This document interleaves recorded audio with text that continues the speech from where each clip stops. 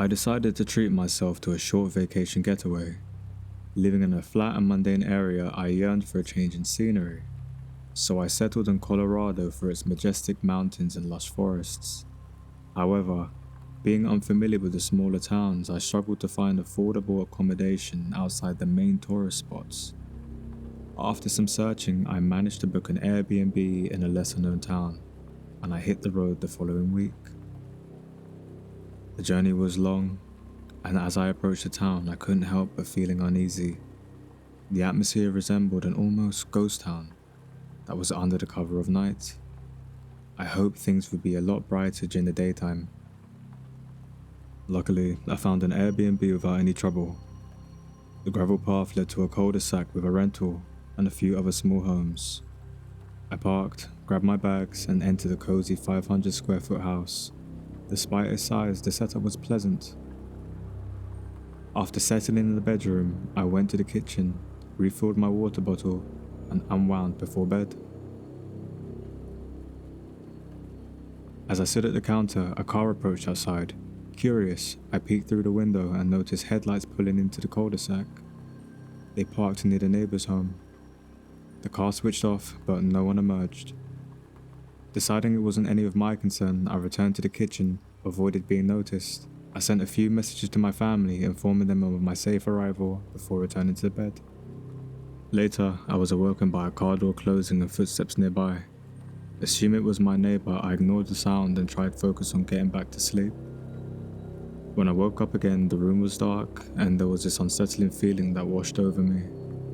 I sat up, peering into the darkness, and spotted a pair of eyes staring right back at me through the window.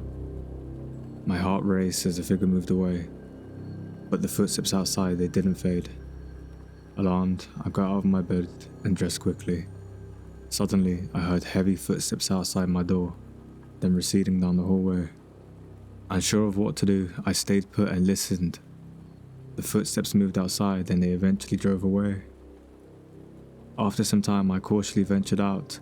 The front door was wide open, and the night was eerily silent. I reported the incident to the local police, but nobody ever followed up. The intruder's identity was never found, nor his intentions. I chose not to linger, leaving the unsettling experience behind me. There's a serious flaw in the Airbnb system if it's somebody's first time hosting. How is anybody supposed to know what they might do? The first few people who stay with them are putting a lot of faith into somebody who's completely untested. I'm sure 99% of the time it goes all fine, but there's that 1%. In my own experience, that faith nearly got me killed, leaving me deeply traumatized. The host talked to me for a while before leaving. Strangely, even looking at it back now, it was just completely dodgy. I was completely unassumed by the person he turned out to be. Anyways, I went out with my friends for the first night, and I came back late and I was intoxicated. I pretty much crashed onto the bed immediately. I woke up sometime in the afternoon, hungover and groggy, pulling myself out of bed to use the bathroom, but when I tried to open the door, it was locked. I turned the lock the other way, but it didn't make a difference, it still wouldn't open. I got a sinking feeling, but I was in disbelief. Was it really locked from the other side? How was it even possible? Dumbfounded, I walked over to the nightstand to grab my phone, but it wasn't there. I knew I left it charging right there beside the bed, but simply it wasn't there. Panic and confusion was setting in deep. I started pacing around the room, looking through the sheets and all the shelves and decorations. But the more I looked, the more I couldn't find it. I took a seat on the bed and tried to calm my nerves. I was feeling claustrophobic in the room, and at a loss for what I could do. I was also still hazy from the hangover and dehydrated with a splitting headache. Since I couldn't get out of the room to get any water, I thought about opening the window to let some fresh air in. But to my horror, the window was locked. My heart really sank. I wanted to throw up all of a sudden. This can't be happening, I thought. Everything reached a boiling point and I snapped, running to the door trying to beat it down while screaming bloody murder for the host to come and let me out. Then to my surprise, the door opened, but it came swinging back so fast that it hit me in the face and knocked me down. Out came the host with a goddamn shotgun pointed straight at me. The look in his eyes and the tone of his voice, everything about him was totally different. He had this twisted smile in his face like a true serial killer. Everything he said to me then, I'm forced to remember. He said, So you're finally up. You were out of it last night. You made it easy for me to come and get you. I set your room up all nice and good, for exactly what I planned to do. I said to him, "Hey man, let go of me, you sick son of a..." Only for him to hit the shotgun square at me in the face. He pretty much told me to shut up, and if I didn't, he would make things worse for myself. I then eyed the open doorway behind him, seriously considering trying to make a break for it. I wondered if I can get past him, but I noticed that he was looking where I was looking. "I wouldn't try that if I were you," he said. "The whole house is locked up. You and I are going to spend a whole lot of time together." The sicko laughed and smiled. "I don't care about getting away with it. I've wanted to do something like this for as long as I could remember. I'm going to break you," he said.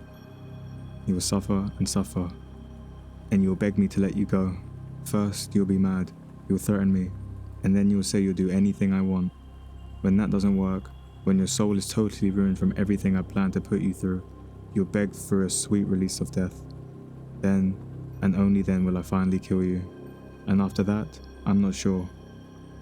Maybe I'll gloat over your shredded corpse, but eventually I guess I'll take myself out too.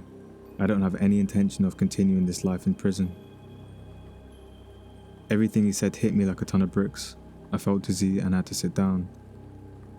This amused my host. "It's all settling in now, isn't it?" he said with a smile. "There is no way out of this for you." I struggled to even look at him, but I had to ask, "Don't you have a family or someone you care about?" His face turned sour when I mentioned family. Clearly, they weren't around anymore. "I don't have anything left to live for," he said, "but you do. That's what will make this whole process enjoyable for me, watching you give all of it up. My friends will still wonder where I am," I said subtly, finding the courage to say they'll come looking for me. "Yeah, and I know when they text you that our time is up," he replied. "At which point, right, you think you'll be saved. You'll actually be doomed. Isn't that a beautiful twist of fate?" he said. I fell silent. I still couldn't fathom what was going on. I barely even heard what he said next. A second later, he caught me off guard with the butt of his gun, striking me square in the face. I didn't fall unconscious, but I was so dazed that I collapsed to the floor, and from there, he continued to beat me, kick me, straight in the chest. After that, he ran out of breath and he left the room and locked me inside once again. I spent the next eternity trapped in that room, while I had no idea if anyone was coming to help me. Every few hours, he would come back and torture me. I was beaten, strangled, cut, and... You know what, I can't say this next part, but you can use your imagination. This happened for over the course of 4 days. My hands were so broken that I couldn't move or fight back. I was bleeding internally and externally. And just like he said would happen, my mind was completely shattered. It happened roughly 2 years ago when I was 19. My girlfriend, some friends and I were on a trip from London to Bangkok. I booked a buffet-friendly place for the Airbnb. The location was on a dark, narrow alleyway with no lights, barely wide enough for one person to pass at a time. Despite our reservations, we mustered enough courage and proceeded in a single file until we reached a rundown building. This building looked nothing like the place we booked on the Airbnb website. However, given our exhaustion from travel, we decided to tough it out for a few nights.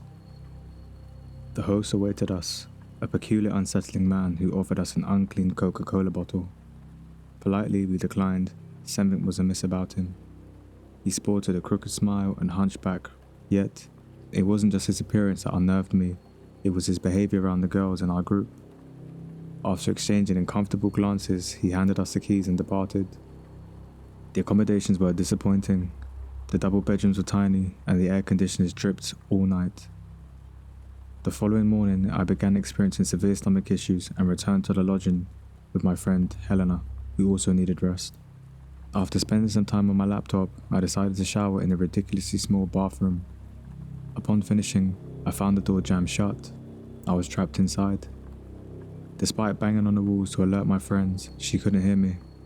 After 2 hours of being stuck, relief washed over me as I heard someone enter the room.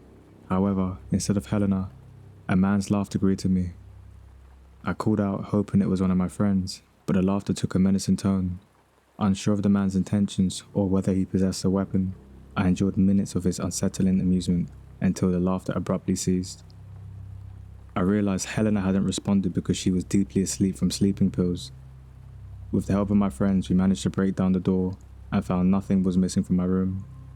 I suspected the host, dubbed Harper the Jockey, had fled upon hearing my friend's return. We promptly vacated the premises and spent the remainder of our trip in a hotel. In my attempt to caution others via Airbnb review, the listing mysteriously disappeared. To this day, I wonder if the host had deliberately rigged the door to jam like that, almost like a trap.